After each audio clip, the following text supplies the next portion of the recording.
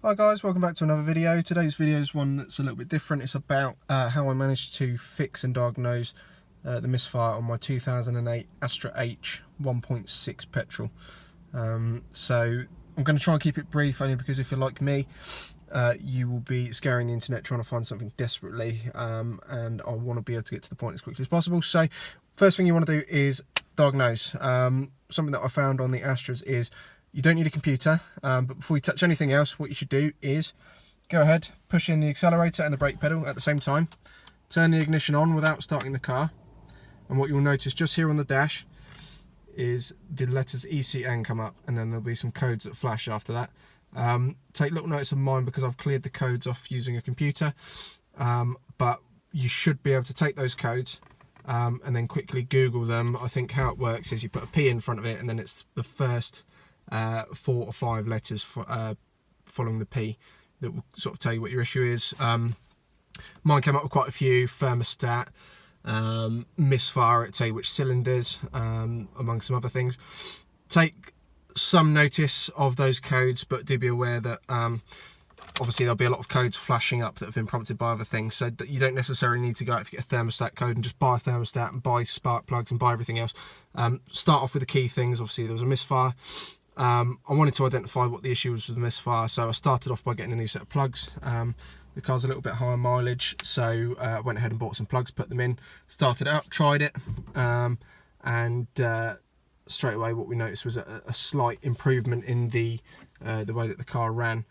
You know, that didn't fix it. It was still a little bit lumpy. The codes were still coming up, so we went ahead and got a coil pack. You can get a coil pack on eBay for about £60.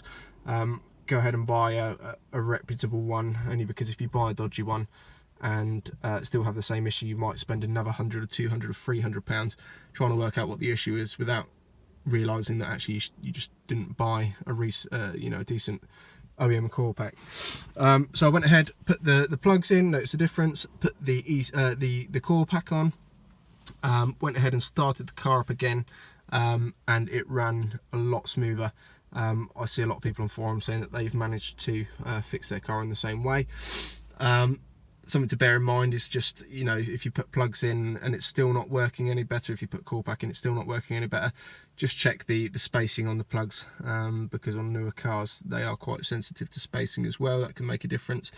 And again, what we did once I went ahead and did that and fixed that issue was, I would highly recommend you guys, if you want to, you can either take it to a garage and get them to clear the codes and just check that everything's been fixed, or what we did was ordered one of these very cheap Next Peak computers. I think this was about £24, guys. It was very cheap. It's no thrills. It reads the codes. You can wipe codes with it. You're not going to go ahead and remap your car with it. But what we did was plug that into the ECU port, which, if I show you just quickly, is located just down here. Excuse the mess, guys, we've just recently got the car and it's never been cleaned properly. We went ahead and plugged it into the port down there just below the gear stick, and that went ahead and read all of the codes for us.